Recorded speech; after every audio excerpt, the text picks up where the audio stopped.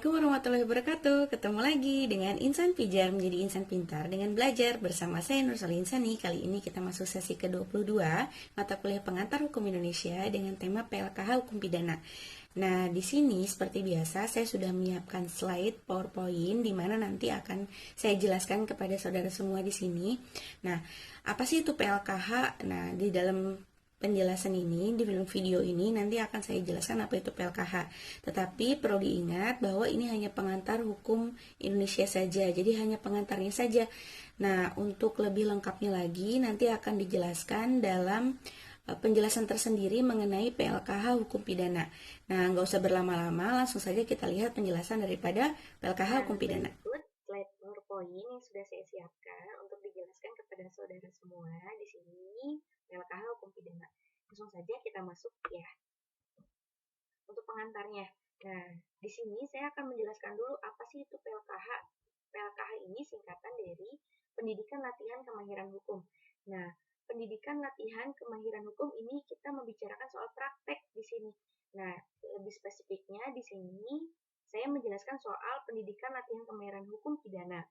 Ya, apa sih PLKH hukum pidana itu apa saja sih? Nah, di dalam PLKH hukum pidana ini itu merupakan gabungan dari beberapa hal yang berkaitan dengan pidana. Apa saja itu? Yang pertama adalah hukum pidana. Yang kedua adalah hukum acara pidananya. Ketiga adalah delik-delik khusus di luar hukum pidana, di luar KUHP. Kemudian ada kitab undang-undang hukum pidana dan kitab undang-undang hukum acara pidana. Nah, di mana di sini dijelaskan hukum pidana, hukum acara pidana, delik-delik khusus di luar KUHP, tentu saja ini membicarakan soal hukum yang berlaku di luar KUHP. Jadi kita tahu ya, bahwa di luar KUHP itu ada undang-undang yang mengatur tersendiri mengenai aturan-aturan hal-hal yang secara khusus diatur di luar KUHP itu sendiri. Contoh yang seperti tindak pidana korupsi, trafficking, kemudian money laundering, pornografi dan lain sebagainya, ITE itu ya yang paling banyak disebut. Kita lanjut ya. Apa sih yang dipelajari? Nah, karena kan ditanya nih, pendidikan latihan kemahiran hukum pidana itu apa sih yang dipelajari di dalamnya? Nah, yaitu proses perkara pidana. Jadi, kalau di dalam PLKH itu kita akan mempelajari proses perkara pidana. Nah, apa saja sih proses perkara pidana itu? Yaitu ada penyidikan, ada penyelidikan, ada penangkapan, penahanan, pemulihan, pemeriksaan di pengadilan negeri, dan upaya hukum. Nah, di dalam proses perkara pidana tentunya harus dilakukan tahap-tahap ini, yaitu penyidikan, penyelidikan, baru ditangkap, baru ditahan. Pemulihan ini yaitu ketika seseorang sudah di lembaga pemasyarakatan, dia dipulihkan supaya ketika kembali ke masyarakat, dia menjadi pribadi yang lebih baik lagi. Nah, pemeriksaan di pengadilan negeri, ini yang memeriksa adalah hakim yang berwenang memeriksa perkara tersebut. Nah, upaya hukum ini itu dibagi menjadi dua, yaitu biasa dan luar biasa, seperti sudah saya jelaskan sebelumnya. Kita lanjut ya. Di sini. Nah, saya juga di sini akan menjelaskan yaitu proses dalam berperkara pidana. Nah, dalam PLKH hukum pidana itu kan otomatis latihan kemahiran hukum. Otomatis kita berbicara soal di lapangannya. Nah, berarti dalam hukum pidana kita harus tahu proses berperkaranya seperti apa sih. Yang pertama adalah peristiwa hukum. Peristiwa hukum atau disebut juga dalam bahasa Belanda yaitu strafbaarheid atau kita sebut juga sebagai tindak pidana. Harus ada suatu pelanggaran hukum dulu, harus ada tindak pidananya dulu, baru seseorang itu bisa dinyatakan bersalah ya. Diduga melakukan suatu tindak pidana, harus ada peristiwa hukum dulu, baru setelah itu ada laporan pengaduan. Ada laporan kepada pihak berwajib atau pengaduan kepada pihak yang berwajib. Laporan di sini beda dengan pengaduan. Kalau laporan dapat diadukan oleh siapa saja, kalau pengaduan harus oleh korbannya. Nah, kemudian ada penyidikan dan penyelidikan. Setelah ada laporan dan pengaduan, itu akan masuk proses penyidikan. Nah, setelah masuk proses penyidikan, barulah masuk proses penyelidikan. Di mana ketika penyelidikan ini harus dibuktikan dicari kebenarannya oleh pihak yang berwajib. Setelah itu masuklah proses penangkapan. Nah, tidak sembarangan bisa melakukan penangkapan kepada seseorang. Harus minimal ada 2 alat bukti yang cukup, baru seseorang itu maaf, bisa dilakukan penahanan terhadap dirinya. Ya, penangkapan itu. Kemudian masuk ke penahanan. Kalau misalnya sudah ada 2 alat bukti yang cukup, orang itu bisa ditangkap, kemudian ditahan. Nah, kemudian orang ini ditahan, bisa sih orang ini nggak ditahan bisa. Kalau misalnya dia memenuhi 3 unsur ini. Yang pertama, tidak terindikasi untuk menghilangkan barang bukti. Yang kedua, tidak terindikasi dia untuk kabur. Ketiga, dia kooperatif. Maka orang ini bisa tidak ditahan.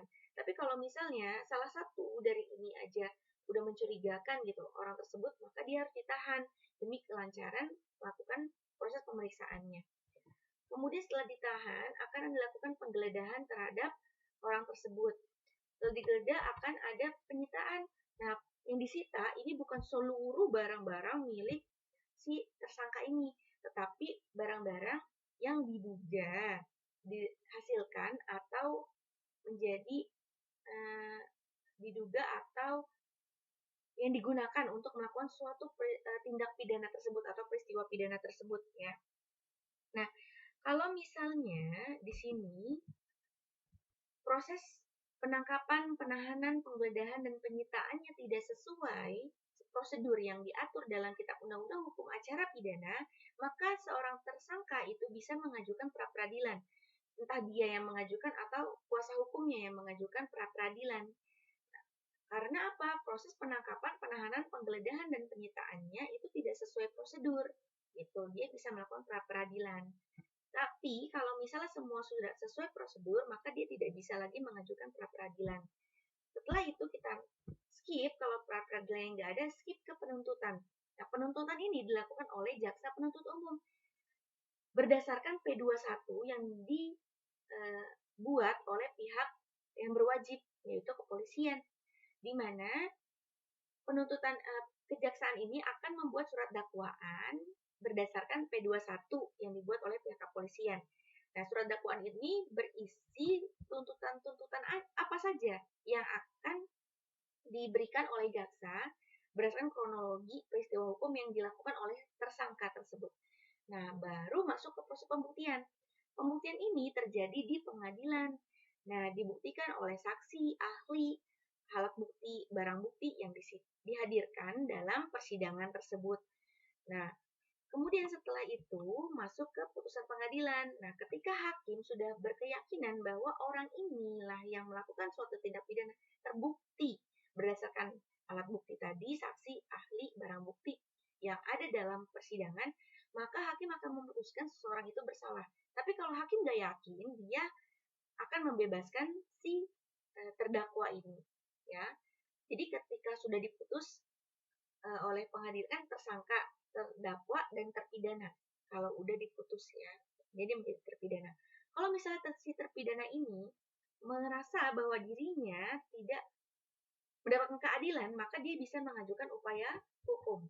Nah, upaya hukum ini juga bisa ditempuh oleh jaksa. Nah, upaya hukum ini kan ada 2 ya, biasa dan luar biasa. Nah, jadi inilah proses berperkara pidana dalam PLKH pidana. Jadi kalau berbicara soal pendidikan kemahiran latihan hukum pidana, maka kita berbicara soal proses ini. Nah, proses peristiwa laporan pengaduan ini dalam mata kuliah PLKH sendiri akan dibedah secara tersendiri. Jadi penangkapan akan dijelaskan bagaimana prosesnya, lamanya, penahanan juga, itu masing-masing partnya akan dijelaskan. Seperti itu. Ya. Jadi untuk lebih jelasnya, detailnya, kalau berbicara soal hukum pidana, dapat melihat video penjelasan saya dalam mata kuliah hukum pidana itu tersendiri saya jelaskan. Ya, seperti itu. Baik, terima kasih telah mendengarkan penjelasan saya mengenai PLK Hukum Pidana. Jika ada kritik, saran, maupun pertanyaan, dapat dituliskan dalam kolom komentar atau forum diskusi yang telah saya siapkan. Terima kasih telah mendengarkan. Semoga apa yang saya sampaikan menuai keberkahan serta ilmu yang bermanfaat untuk kita semua. Semoga Allah senantiasa memberikan keberkahan ilmu kepada kita semua. Akhir kata, wabillahi taufiq wal hidayah. Wassalamualaikum warahmatullahi wabarakatuh.